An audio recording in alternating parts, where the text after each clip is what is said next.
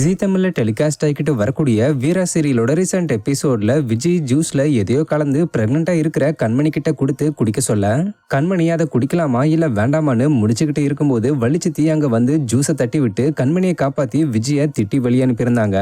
இதை தொடர்ந்து வள்ளிச்சித்தி வீரா கிட்ட இந்த விஷயத்த சொல்ல, இதுல கடுப்பான வீராவும் மாறணும் இதுக்கு ஏதாவது பண்ணி விஜய எல்லா உண்மையும் ஒத்துக்க வச்சு வீட்டை விட்டு வெளியே துரத்த பிளான் பண்ணி டம்மி போலீஸை செட் பண்ணி வீட்டுக்கு வர வச்சு விஜயோட அம்மாவை அவங்க இதுக்கு முன்னாடி பண்ண தப்புக்காக கைது பண்ணி கூட்டிட்டு போக வச்சிருந்தாங்க.